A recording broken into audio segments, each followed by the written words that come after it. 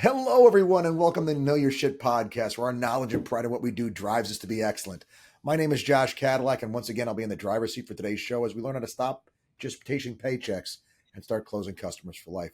We have a great show for you today because we have a great guest, a member of my mastermind, and one of, I think, a good friend in Alisha West. I have met her, I think it was in a class I met you, and here we are having a podcast together. So, how times have evolved. Welcome, Alicia. Thanks for being on. Thanks for having me, Josh. Absolutely. It's so interesting when I first entered that class, just how dreadful I was. Like I was on the phone. I was like, man, I gotta go to this real estate class. It's probably This about to is gonna suck. suck. I'm like, these teachers are always trash. It's gonna be just mop, mop, mop the whole time. And then I walked in and you were like, look, we're not gonna do things the original way. I was like, I don't know who this guy is, but This is gonna suck as much as I thought. Yeah, no. I mean, I've determined my demographic is people who don't like to have their time wasted and want the story straight. If you want it 100%. sugar coated, if you want it powdered in powdered sugar and rainbow pieces with unicorn tears, I'm not your person. If you want it to smack you in the side of the head and say, "Hey, look, don't waste my time. What are we gonna do?" That's what I try to do. So I'm glad that you're amongst my people that appreciate things that way. Because yeah, it's nice to find your tribe. Yeah, most definitely. I mean, I started taking classes I didn't even need. They're like, this isn't gonna count for anything. I'm like, I don't care. Josh is teaching it, so I'll pull up. And, Like, and, I, and frankly, that was my experience of real estate at the beginning as well. Alicia, was I just took everything that wasn't nailed down. Like, wow, this sounds not interesting at all, but it might be important at some point. So exactly. And so, yeah. So this is kind of a new format, a little bit that we're working with having members of the mastermind kind of come in and bring some deals. And you told me you have a short sale that you're working on, and I'd love to hear a little bit more about what's going on and what it is and how it happened. So what's up? Exactly. So, had a good friend of mine. So basically, she purchased the property a couple years ago. Didn't use me as an agent. That's okay. We got over it. Um, Poor life but choices. Poor life choices. exactly, we can all be wrong once at least. So she reaches out to me. I guess the property taxes when she originally moved into the home, everything all inclusive was about 2,500, and then Mhm. post new property taxes, it went up to 4 grand. So Okay. she's like, I cannot afford this. I have to sell it. Ran the comps. It looks like she purchased for about 410 and Mhm. it's being valued at max 375 now. Yeah. 2 months behind. That's my That's favorite. the worst kind of short sale when it's close like that. I mean, it's because it's 375 plus the closing plus. So I mean, she's probably like 50, 60 grand upside down on Exactly. the thing. And it's a shame to put somebody in a short sale position when it's that close. Hmm. Um, but yeah, okay. So continue. Sorry. No, no worries. So, kind of like talk me through this because I'm not sure. This is going to be my first time actually dealing with a short sale in Hmm. regards to permissions. Like, what do I need to get from the bank? Compensation, what does that look like? Is that even a thing? Like, Sure, what are it we, is. what's our So best? the bank is going to offer compensation commensurate with what is traditional in the area, even though like we're not supposed to, for antitrust reasons, whatever, act like there is nothing. But there's like kind of an understanding of about what agents kind of make. And so the bank is going to take and usually honor that. Okay. Um, the real thing is this, that banks have been reticent to do short sales because the market has been strong enough on the way out to liquidate these positions. But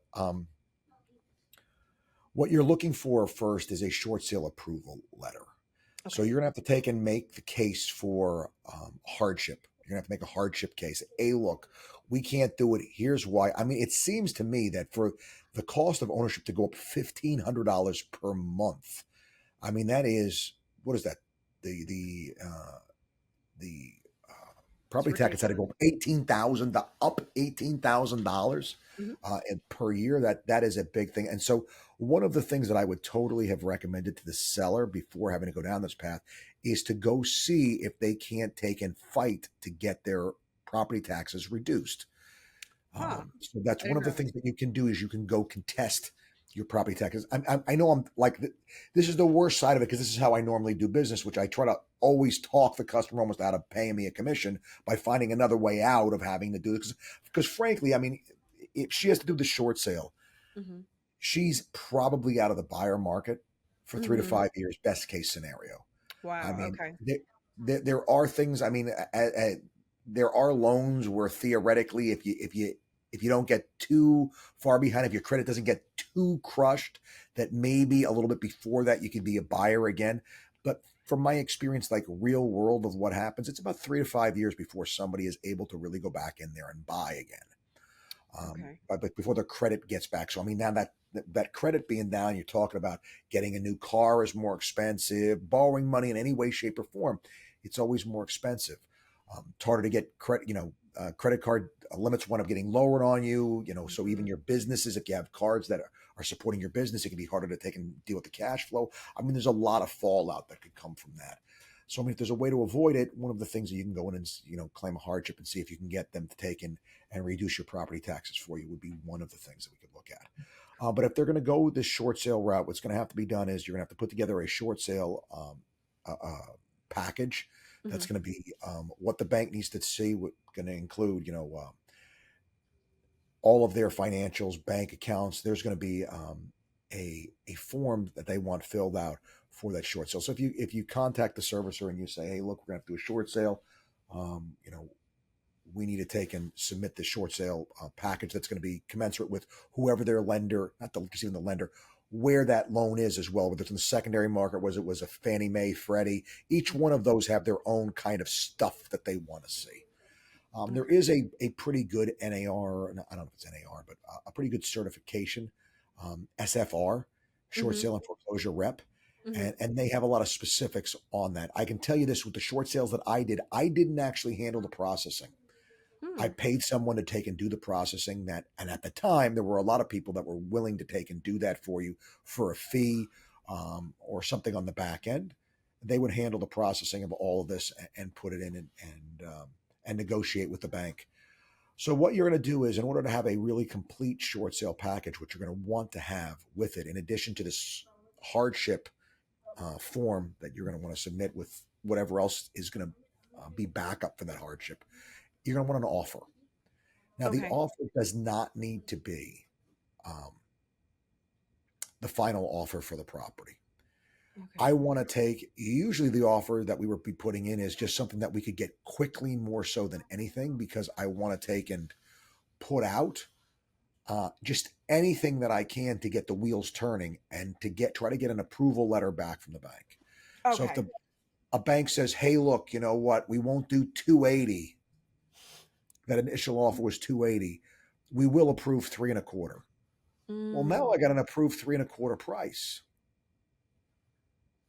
Now I can go market that and I can try to get a buyer for that quickly. But understand, they can give you a hard time with changing, the buyers and stuff like that. That could be a little bit messy. Um, One of the big things that I would say that's occurred since we've come out of that short sale market that we had from like 2009, 10 on until 2000, let's say 14, what we've seen is that banks are a lot less willing to do short sales because they don't have a lot of properties they're taking back. So they're Mm. completely okay taking the property back as a foreclosure. Um, Mm. and so, one of the big things is to understand the reasoning behind doing a short sale. If they go the foreclosure route, now you have a seller in there, which you Mhm. probably already do, have a seller that genuinely doesn't care about the property that much. So as Mhm. soon as the seller decides to go short sale, they stop taking care of the property. It is a mental phenomenon that occurs. Mhm. They just stop, Mhm. and that winds up presenting a problem when we have the BPO. Now the property has degenerated, and we put the property under contract 6 months ago when we were negotiating with the bank, and now we finally get the bank to agree. The buyer goes back to the property and they're like, "What the hell is this? This house is all run down. It wasn't like this when I saw it 6 months ago," and that's because the seller stopped giving a crap. Mm. So these are things that we have to talk to the seller about to make sure that they don't emotionally fall off a cliff on us with taking care of the property. All of that is part of the brain damage that goes in with managing it. So why does the bank want to do that? Well, the bank is going to have to go through the process of the foreclosure process. What happens if the seller takes off and leaves the property? Well, now they've got a vacant property that's sitting there that they can't get access to till they complete this foreclosure process. Or maybe the property is left vacant and the seller takes and fights them. And now it's sitting there Mm. for a year, 2 years, 3 years, and the property is vacant. Mhm. Vacant properties are a huge problem. All kinds of bad things happen in a vacant property, and you don't Mhm. find out about it until much later on. So, I mean, we've had ones where there have been leaks inside. You come back, the house has mold an inch thick on the wall. You go in, and Oh immediately gosh. your eyes start burning. Like, I mean, it's major stuff. You get a leak, even just there's water damage. The roof Mm. collapses and caves in because of a little leak that was left for 2 years unaddressed, and now the ceiling has fallen in.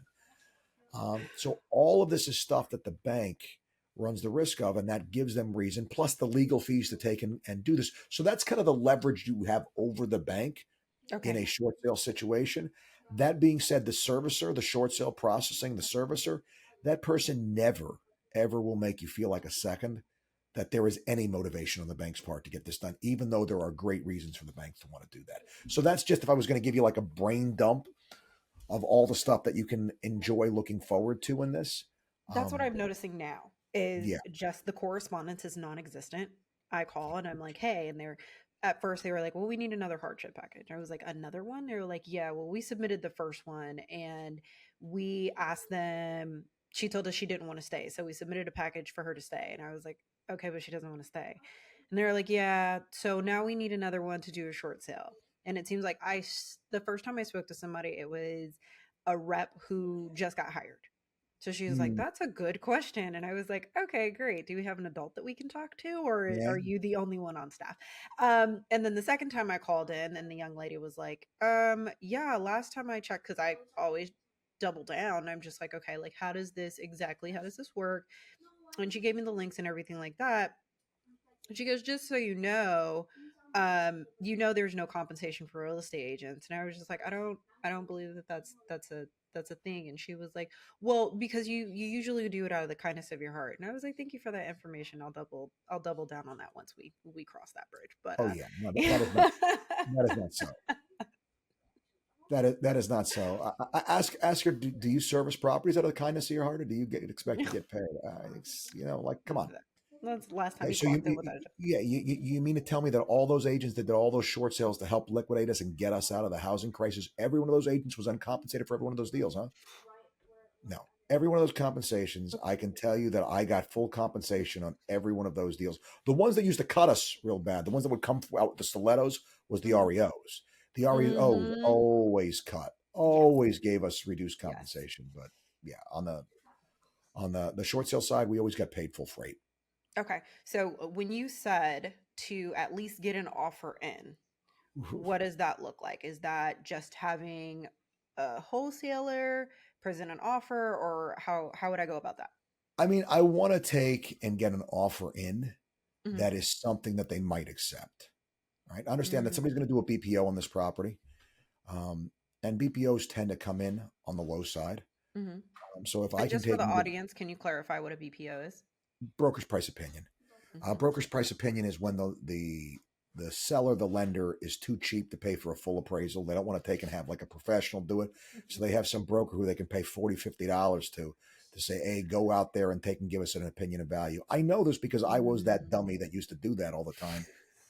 Because for Chase Bank, that's how you got the listings is you do Wow. Okay. BPO. So I did a million BPOs, and they all have one thing in common: they suck. They're no fun. But I will tell you this, Alicia, it is the single best way I know of to be much better at the sales comparable method evaluation. Mm. Because you're sitting here having to make line item adjustments, just like the appraiser does. So you Hmm. understand their process much better. And Okay. frankly, I've been much better at contesting my appraisals based upon what I've learned from doing a million of those. So while I was suffering through them, I was learning something against my will that later on turned out to be a worthwhile thing. Who knew? So just for clarity, uh, I do not need the bank's permission to actually list that property. Is that correct? Nope. You're going to list it Oh, as a short sale that is unapproved. okay. They don't have to give you permission, and Okay. you're going to take and you're going to list it, and then what you have to ask them for permission is permission to sell it. Now there are another couple of things that you have to be aware of.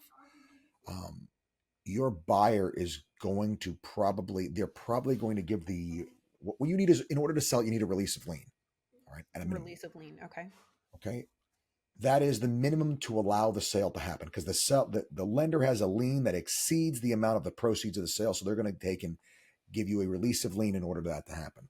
Mm-hmm. What you're looking for is a full satisfaction for Mm-hmm. the seller. So what you're going to do is you're going to make the contract, and you're going to use your short sale addendum to make the contract contingent upon the seller receiving, reviewing, and approving the short sale approval letter from the lender.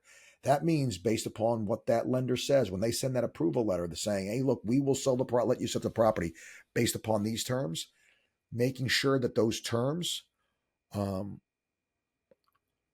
are ones that are acceptable. So if they're going to say, hey, look, we're not going to give you a full release, we're going to pursue you, we're going to reserve our right to pursue you for a deficiency judgment.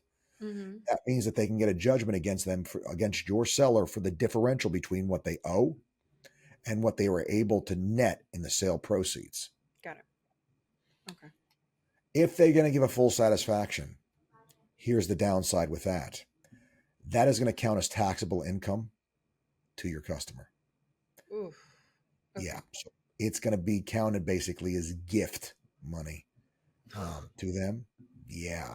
So during the housing crisis, they actually waived that, that that counting of that as income was waived because they realized that the banks had basically created this situation where we had all this negative equity and this was the only way to liquidate the problem. They waived that. That waiver has gone away. So now if you take into a short sale, that's going to be as if you were forgiven. Because understand, the bank is sitting here, the government's sitting here saying, hey, look, they lent you 500 grand. And now they're forgiving you of $100,000 of debt, but you received the 500,000. So that was not taxable because you were going to have to pay that back. But if they're forgiving you that, it's the Oh same as they boy. basically gave you $100,000. So it could be as bad as she's looking at whatever her ordinary income rate is, times however much debt she's forgiven. It could be a pretty hefty tax bill. Once again, one of the reasons why I'm saying doing a short sale is not always the best thing. So make sure that she talks to her tax guy. I Ooh. mean, if she's got losses, maybe she can offset it. But this So would this is all a be VA stuff. loan. Does that make it a difference at all? Ooh. I didn't do a ton of VA short sales. I know the process is slightly different. I still believe it's the same for tax purposes. I don't think anything is different, though. Mm. Again, our job is to know in general how it works Mm-hmm. and then to sit there and say, look, one of the things that we want to do is get your tax guy involved Mm-hmm. and see what he's going to say about this. Because if I get you off the hook and they're going to net 3.25 and you owe 410, that seems to me like $85,000 of forgiven debt that It's gonna be added to your tax bill. that's going to be added potentially to your taxable income, Mm. which could be, I mean, it's going to push you into higher brackets. I mean, you could get that money taxed instead of, at 20 some odd percent, it could be getting it taxed closer to 30 some odd percent, depending upon what their ordinary income is. And that's a lot of money. I mean, you could be looking at a, $15,000-$20,000 tax bill. Now, will they count that as capital gains or just actual active income I believe it's going to be treated as income, as as income? forgiven debt. So I Okay. don't think it will be a capital gain. No. Okay. Good. Okay. Tracking. Which Tracking. is worse. I mean, capital gain is better. Capital gain is always a preferential rate compared to ordinary income. Mm-hmm. So basically, what I've gathered is the individual that I spoke to that told me I wasn't allowed to list the property or move forward with the property or anything along those lines without getting permission from the bank first was incorrect.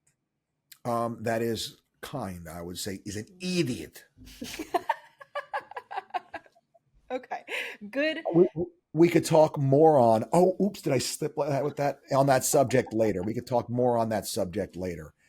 Okay. Yeah, look, there's a lot of dumb people that say a lot of dumb things. I've never asked the bank for permission to list the property. It's the seller's property to list because the Mm-hmm. seller always has the right to take and sell the property short and take and come with a check at closing and make up the difference for the lien. They have that. The seller has that option available to them if they can Mm-hmm. financially do that.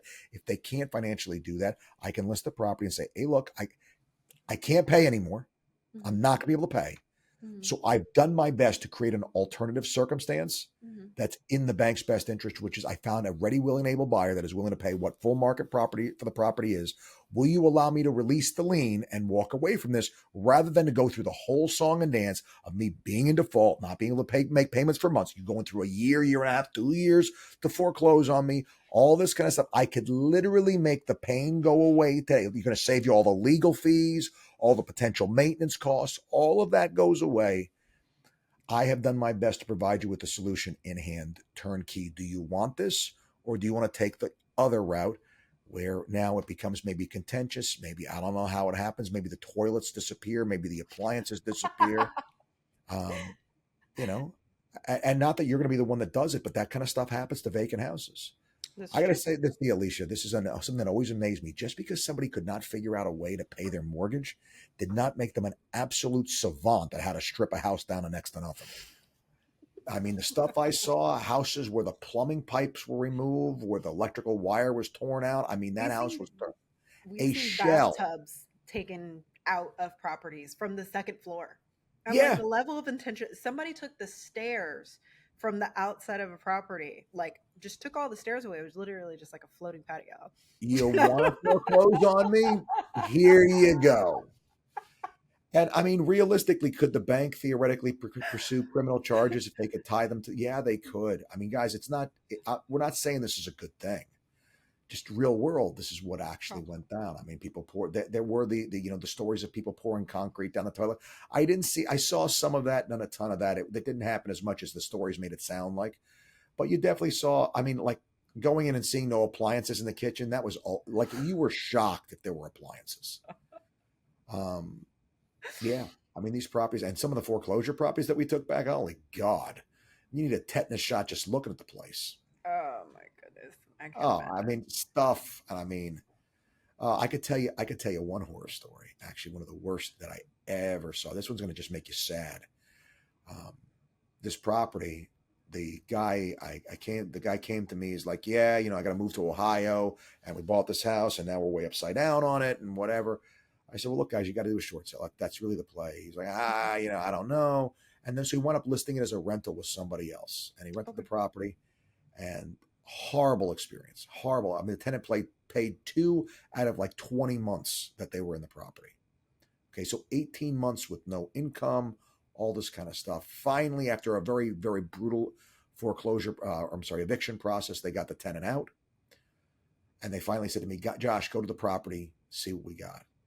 Guys, this property was so destroyed, but that wasn't the worst part. When I opened the door, there were 2 dogs that had been left in there for like more than a week with no food or water. They could barely wag their tails. And they were so happy to see me. And I mean, I am a softie when it comes to dog. I mean, the other day I was doing a thing. There's a men's group that for my church that meets, right? And they asked me to do a message. I was doing a message on faithfulness. And I'm Mhm. like, who's more faithful than a dog? So I watch YouTube videos on faithful dogs. And I'm doing Mm. this from 11 o'clock at night from my hotel room in Atlantic City after I just got done speaking. I am there crying my eyes out at how just unbelievably, incredibly faithful and wonderful dogs are. Right. So, like this, I can still remember how that house smelled. I can still remember how those dogs looked.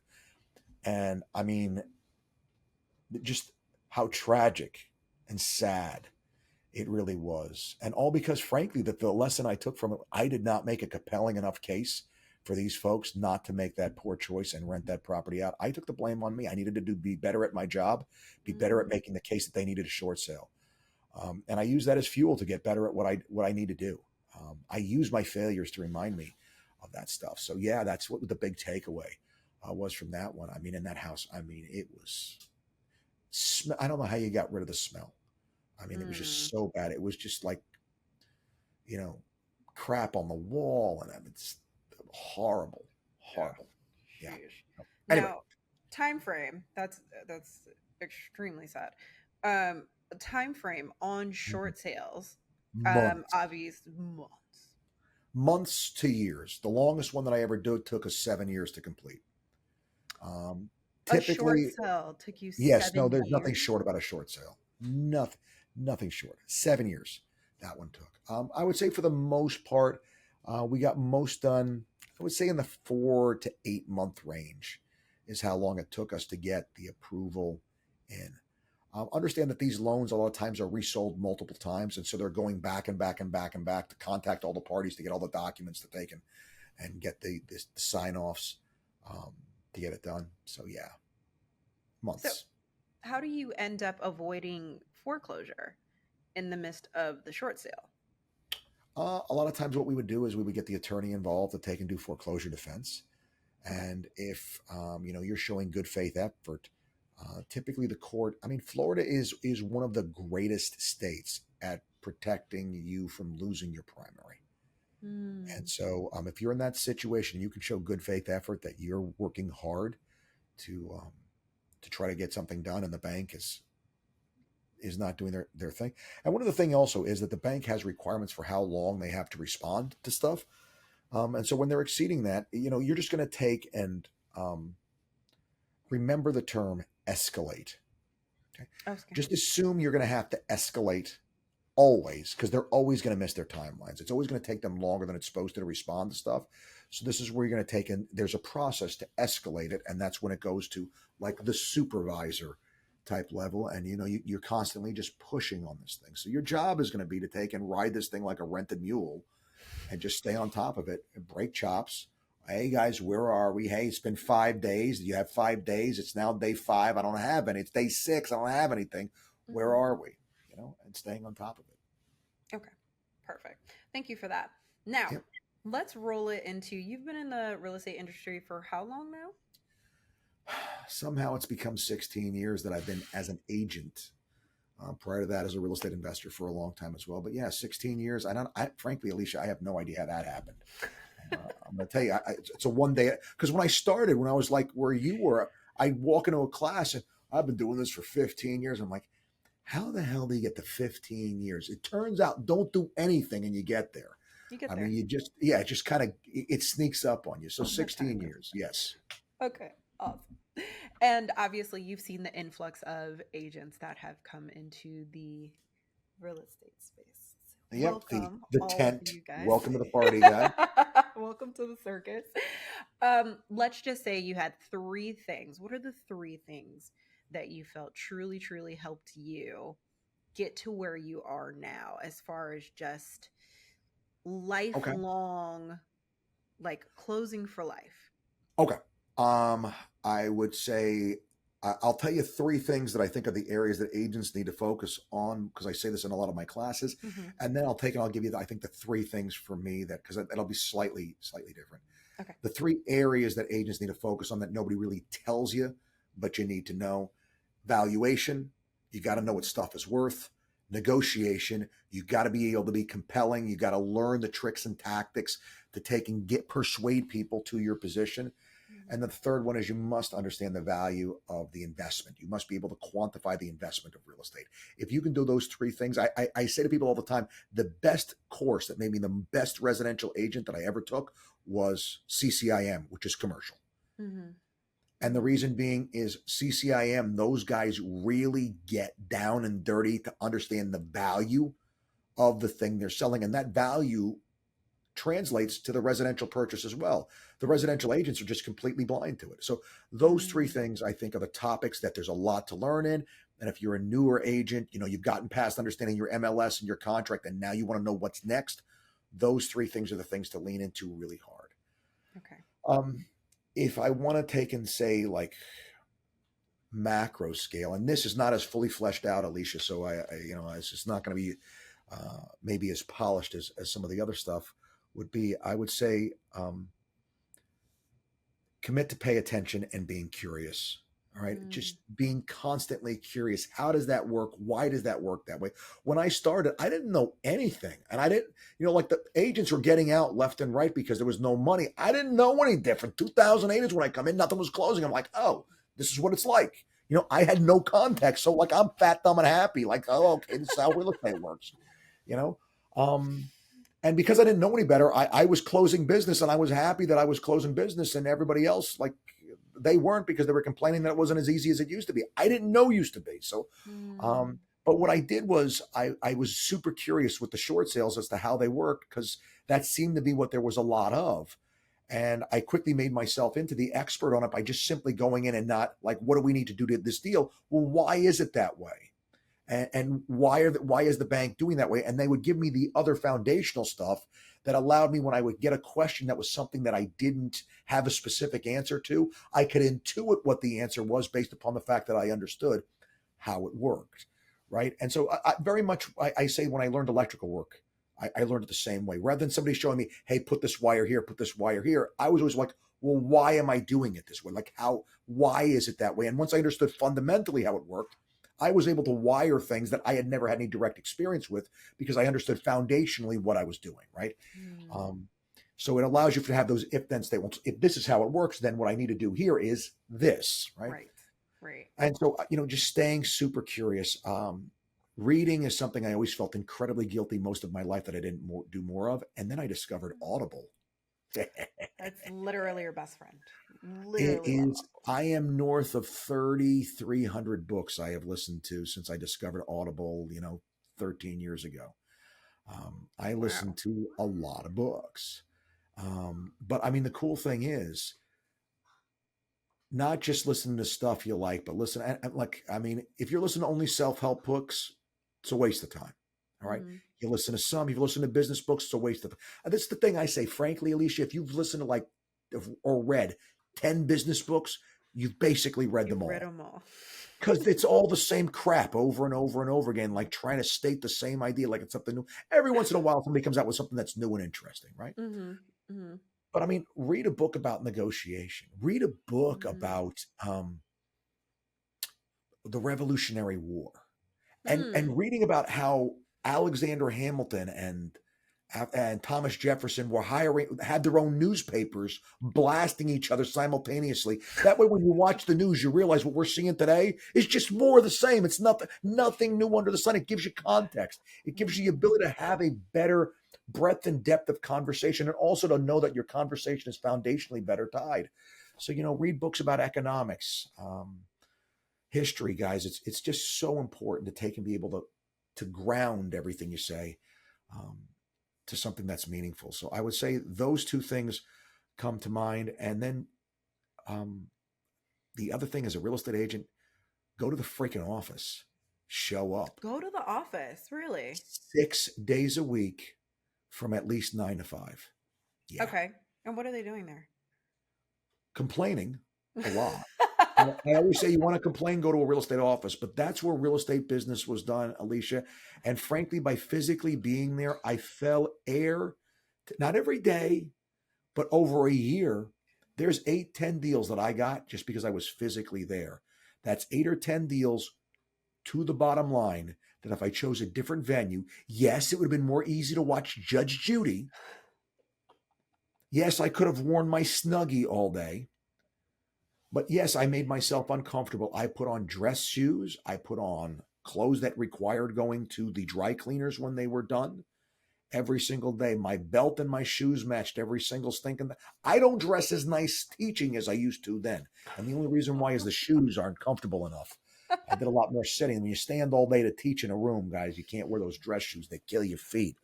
How the ladies pull off the high heels all day. God love you. The total sympathy here. You just don't So know how yeah, to those complain. would be the things that for me were.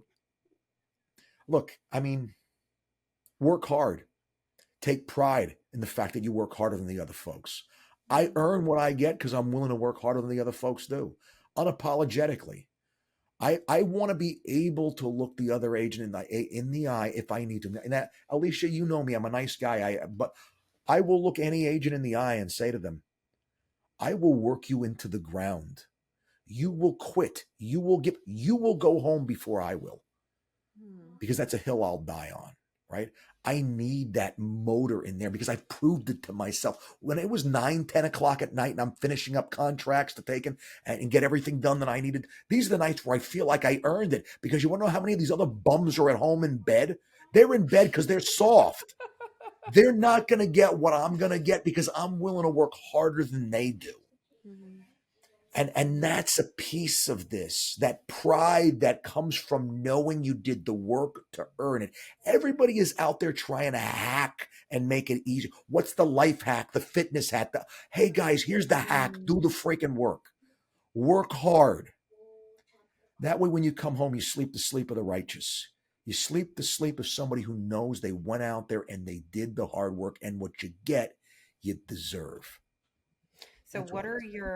what are your thoughts now as you've seen kind of the transition, right? Because I personally don't feel like that drive, like the Kobe Bryants, the Michael Jordans, the Tiger Woods, like that drive, that almost obsession with mastery is almost non-existent, which like is at this point. amazing. That is a tremendous competitive advantage. If you can get it out of you, the number of people competing with you is almost non-existent. So when you talk to a customer, the conversation is radically different. Again, when you came in my class, Hmm. our conversation radically different, right?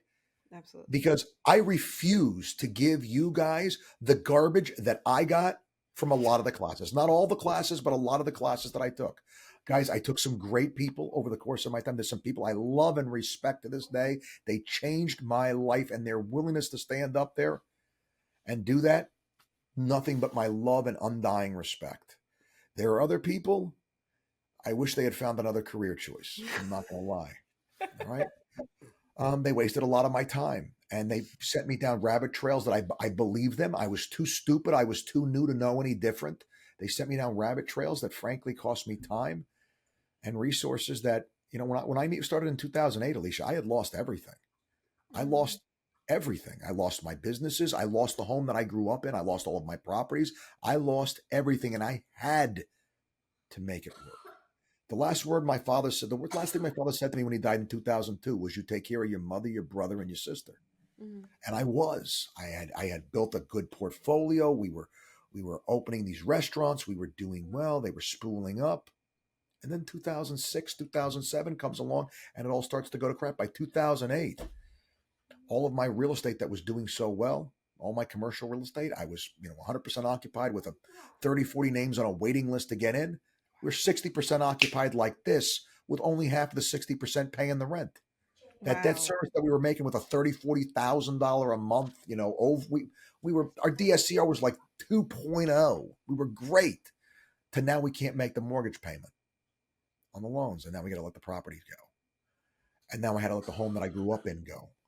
Because what Mm. do? You take and you find money any place you can. You feel like if you can just extend it out a little bit further, it's going to get better, right? I mean, how bad could it possibly? Nobody had ever seen anything like 2008. How long could it possibly go on? Hey guys, in retrospect, like 2012 is how long it went on. It was Mm. brutal for a really long time. And so, yeah, I came in with a gun to my head, and I had to take and perform. I didn't really have a choice. And I'm grateful for motivation at that level, because it didn't let me do any less. I had to come in, and I had to come in hard. And what do you have to do? What is it physically possible to do? That's what I got to do, and then some. Do you feel as though you would have had that same drive if you hadn't gone through those hardships? Um, there is. I don't listen to a lot of country music, but there is a song from a band called Rascal Flatts, Hmm. and the song says, "God bless the broken road that led me straight to you." Mm. I would not be the guy sitting in front of you if Providence, if God had not put me through the ringer to turn me into who I am. It is frankly, Alicia, if I was to ask you what made you who you are, it would largely not be stories of thriving and succeeding. It would be the hard things that you went through and endured that built the battle wounds that turned you into the person that's case hardened enough to do the things that frankly other people are too weak and too soft to do. I know that sounds very mean, maybe, but guys, one of the best things that you can do is put yourself through things that have to be endured. That's how you teach yourself what you're made of. That's how you know what's in the well to go to. So, when I would play football and I would be sore and beaten and hurt. I mean, I'm not a tall guy. I'm not a big guy for the most part. But when you play football in Florida, you're playing against guys like, he's got to be in the NFL. How the hell can Hmm. he be in high school? Hmm. He's 6'80" and he's 14. Like, this is so not fair, right? 6'8", 325, and he's 14. Like, how can this be? And he runs a 4.5 40. Like, in what Let me universe see is your this license thing? right now. Yeah, you know what? Like, I'm gonna be in a body bag, right? I remember covering this guy. And normally I played offense. I didn't play defense. But they put me in on defense, and whatever.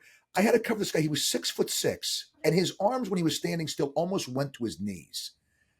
And I remember this guy like jumping up for a ball. They threw the ball high. He went out to get it. And I'm like, there is nothing that I can do about what's happening right now. Like maybe I could like punch him in the nuts. I mean, that's about all I can reach from here. Like if I had a ladder, maybe.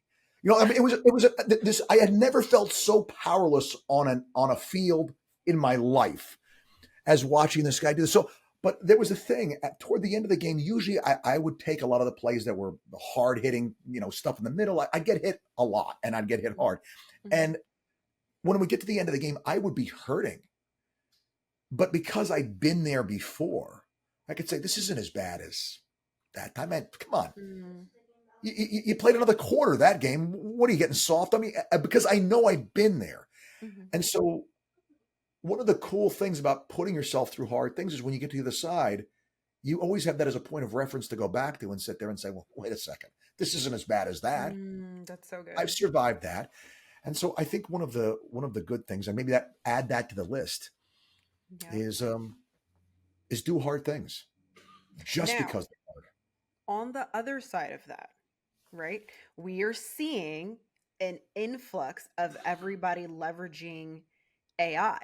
So people Mhm. aren't even thinking on their own. They're Mhm. literally just AI create this. I don't want to think about it.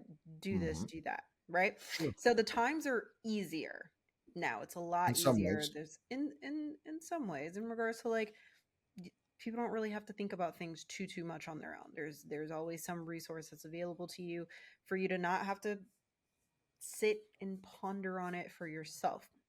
Sure. With that in mind, how do you feel that is affecting us? Well, I mean, people have been outsourcing thinking for a long time. They typically, if you have a debate with somebody about politics or religion or any of those tough topics, what you usually hear is a regurgitation of stuff that they heard from somebody else. They Hmm. just spat out rather than think it through and ponder and struggle. And so I would say this is just a continuation of what we've seen, but realize that every development has a natural pushback that occurs.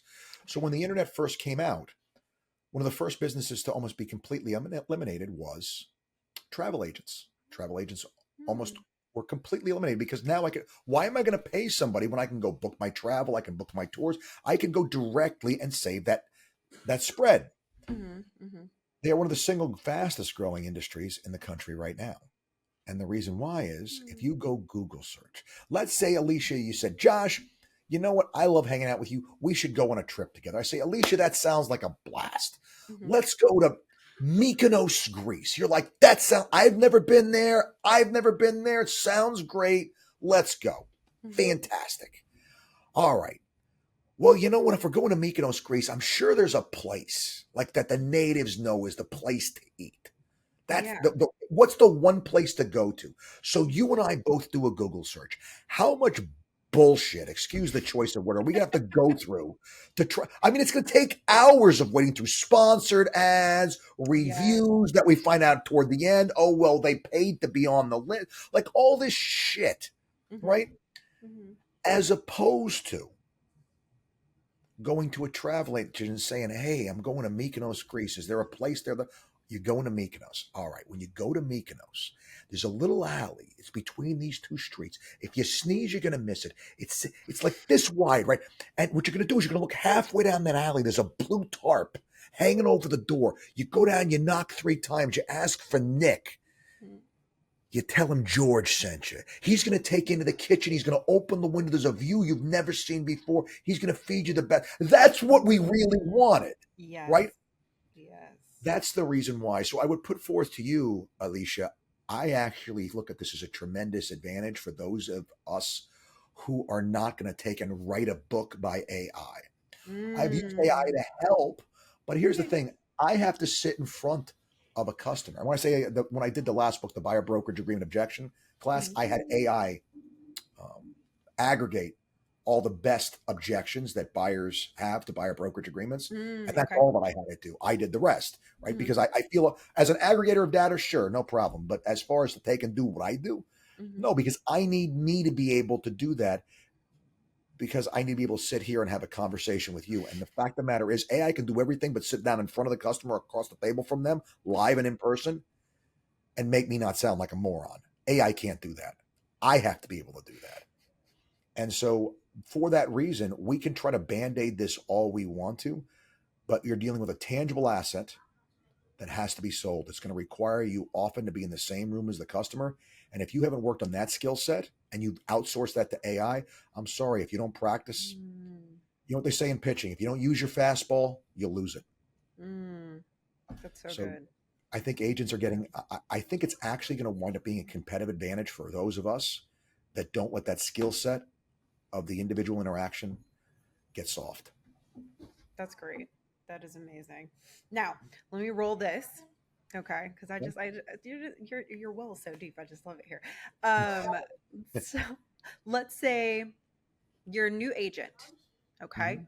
you don't have a sphere of influence. You got a couple Mhm. people that like you, but not a lot, right? Your Mhm. family doesn't want to deal with you, so you can't call them. If you call them, you're like, all right, I'm an agent now. They're like, I don't care. All right, Mhm. what are you doing, Josh, to go out where your top three moves to go out and cultivate Yeah. new leads and setting yourself apart from all the agents that actually have licenses more than they have driver's licenses?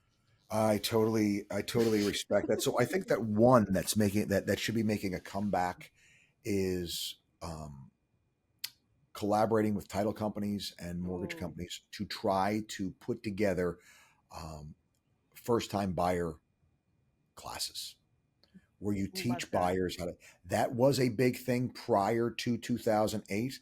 Mhm. It kind of went the way of the dodo because we had the short sale market. Like agents just forgot that we used to do this crap, right? And I know of it because when I came in, agents were talking about how they did it, but I've never like seen one live. But I mean, I could teach it in a heartbeat of Mhm. like, hey guys, look, if you're gonna do this, this is the stuff you got to look out for. Mhm. Anybody that does this is a schmo. You don't work with the perp. This a mortgage broker says this guy. That's why I got this mortgage. That's why this guy is here because he's not like that. He's going to do the right thing by you, like that kind of class, right? Love that. So that would be one. The other thing is, I don't care who the agent is. There are businesses that you frequent. There are people that are in business because you choose to use them for your business, Mhm. right? Whether it be the one that I always use is dry cleaners. Right? Mhm. You got a dry Mhm. cleaner. So one of the things, how much dry cleaning have you sent this dry cleaner? Okay. How much business have they sent you? Typically, None, nothing. right? So what Mm. I do is I make sure when I'm going in there one day with like a really big pile of dry cleaning I'm about to prepay for, as I'm handing the guy my card, I say, I do my level best to be loyal. Like I try to be like every stitch of dry cleaning. I'm not seeing any other dry cleaners on the side. You are my exclusive. You and I, we're like, when it comes to dry cleaning, we're like married, or at least Facebook official or something. Like it's really real, right? All these years, all this dry cleaning, not one customer do you send me? Come on, where's the love? Where's the love? And you smile, you laugh as you say it. Like, hey, look, send me somebody back so I can pay for all this dry cleaning, for God's sake. I mean, it's just fair. And That's it not kind of opposite, is. Jim. It kind of is because understand this when you take and frequent the business, you Mhm. are doing your level best to make sure that their product and services continue to exist. Mm. And it is not unreasonable or unfair to say, hey, look, I like your business. You haven't even given me a shot to Mm. take and sustain a world in which I can continue to take and give you business. So please help me out to send you more business or to afford your product by sending me some love. It's not unreasonable. You can do that at restaurants. You can do that anywhere. You can call the manager over. Hey, I'm in here all the time. I love what you guys do. But I gotta say, man, as many hamburgers as I bought for you, not one customer you send me, and you laugh just like you're laughing. Again, it's not serious, but you know what happens? They send you business. Mm. Tracking. And so then the other thing that I would say is to really clearly identify um, three money making type activities that you're going to lean into, and Oh, no more than that. All right. And okay. what those are going to be is, new agents always wind up, chasing a whole bunch of rainbows, limited to three. Okay. So if that's going to be cold calling, it's going to be door knocking, it's going to be networking events, it's going to be whatever. All right. There's a million Facebook ads that you're going to do. I don't care. It's just three, no more than three. And you're going to lean into that. If you're not doing anything, you need to be doing one of those three things until you get so busy from doing those three things that you don't have that time to do those three things anymore. Then you can scale back. But otherwise, when your business starts to taper off, guess what you got to do now? What you're going to do is at 6 months or so, you're going to assess those three things and see what the weak sister is. Which one of these is weak? Mm-hmm. Pull that one out and add in from the list of 50 things that you wanted to try the next one that you most want to try, and that's the new third thing. Now you got three things again. You lean into those, and now this time it's this one. Okay, that one's now gone. What's the next thing we want to try? We pop that one in, right? And this is how you're constantly. But guys, you can't go like a week or two, especially if it's something like you're going to try mailers or something like that. It takes months, months and months and months, and tens of thousands of dollars for those things to take and produce anything. So depending upon the nature of the thing that you're trying, making sure that you're really tracking that. Those would be the three things that I would kind of say as a new agent. And I'll throw one more on there. Just be around real estate people, especially senior people, people that are getting up there. They will throw you business. If you're hungry and you have an appetite, they'll throw you deals. They'll offer to work deals with you because they're tired and you're not. Right? If you have that good energy, you go in there, you stay humble, you stay great to work with, you push in your chair, you're courteous, you know what I mean? You just like you go out, you hold doors for people, all that good stuff.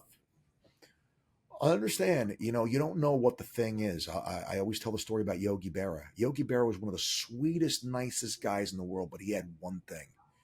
If you were late, you were dead to him. Oh. Because in his mind, it showed just complete disrespect and disregard for his time. Right? And you don't disrespect people. He's Italian, you don't disrespect people. And so you don't know what their thing is. And so you just go over and above, not as a kiss ass or anything like that, but you're just super respectful of their experience. Hey, thank you so much. Would you mind looking at this for me? How can I, whatever, is there anything I could do to help? Oh, you need me to help take your bag. Hey, Lorraine, don't carry that. Let me carry that to the car for you. Whatever, like anything you could do. Just for being present, being around, and be around that real estate stuff there because there's just so much to know. There really is. That's so good. That's so good.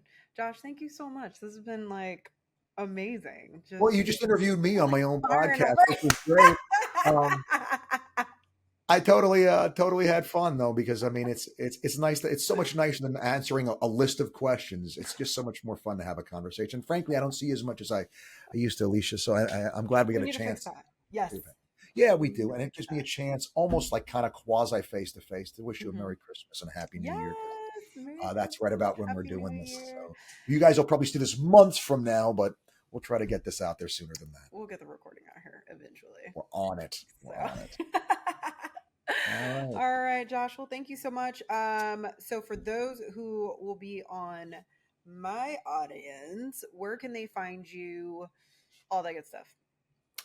So cool new thing. The Clothes for Life app does exist. It is there. And if you just download it and like enroll, there's free information, free tutorial videos on some real estate stuff and all kinds of cool stuff. Clothes for Life website also is there. And from the app, you can, if you want to, and you don't have to. Obviously, there's a way to enroll right in the mastermind program that you're in, where we get together and we talk about real estate stuff. We have conversations like this that are maybe the kind of conversations I feel like, and I don't know if you agree, Alisha, but I know that you probably do. We just don't have enough of these conversations in real estate. We're busy complaining about stuff. We're busy about talking everything else in the world. We don't have these really just good conversation about boots in the ground, what really happens and what to really do. Absolutely. No, I definitely concur. I mean, the majority of people are having the same, I don't know how to get a new listing. Oh, my buyer is an idiot. Oh, my seller is an idiot. You forgot my favorite. You forgot my favorite track on that side of the record. The other agent's an idiot. The other agent's an idiot. But one of the things that I truly, truly appreciate about you is, from a teaching standpoint, coming in and holding up the mirror, right, and saying, as an agent, you have your, this is your responsibility. This is your duty. And I'm like, man, even for me, and I think pretty highly of myself.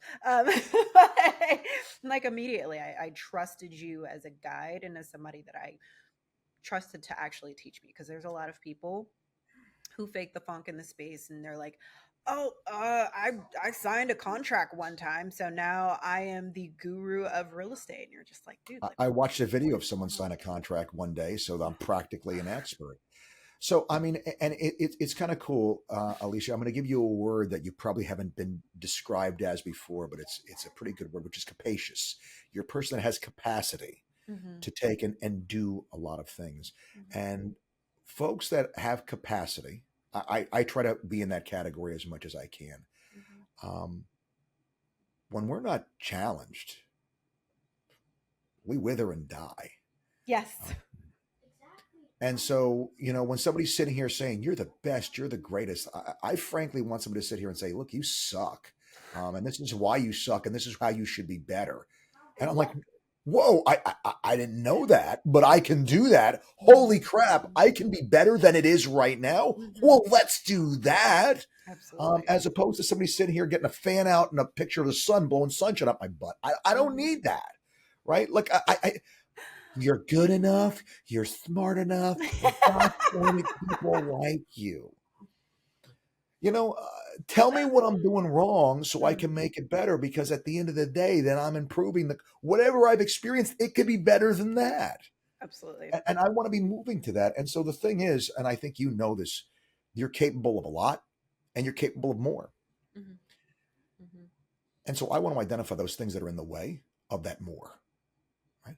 And so I think that's what resonated, because I once again realized that you're a person that has tremendous potential, and you're tapping into that, but there's even more. And so I try to give you a picture of, look, here's what the end could be. How do we keep moving toward that? And I didn't define it other than customer for life. How do we close them for life? Absolutely. And then what's your path to being so damn good at what you do that they have no other choice? That, like, it wouldn't even enter their mind. Like, you could use somebody else besides Alisha. Why would we? Like, why would it's why? Like, I want it to be disgusting. Yeah. When somebody has worked with me and they're like, "Oh, I'm an Please agent." get out of Like, why are you? get out of my house. Yeah, absolutely, get out. They're sitting there. Get out. That's right. That's the goal. That's the goal. To be so good. To be so good that people feel that way about us. Well, holy crap. If you've done that, man, you've really done something worthwhile. And you can be proud of it. Unapologetically, not borrowed, not faked, not any kind of imposter syndrome. Based upon the merits.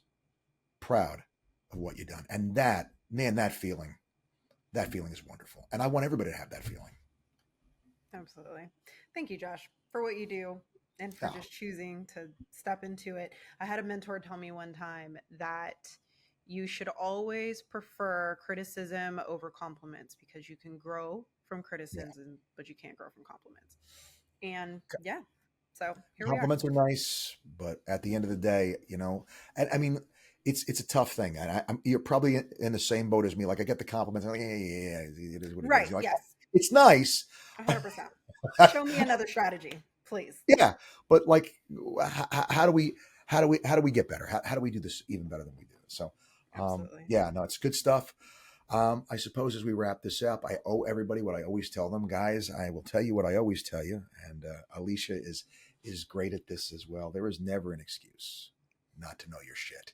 Yep. Till next time, guys.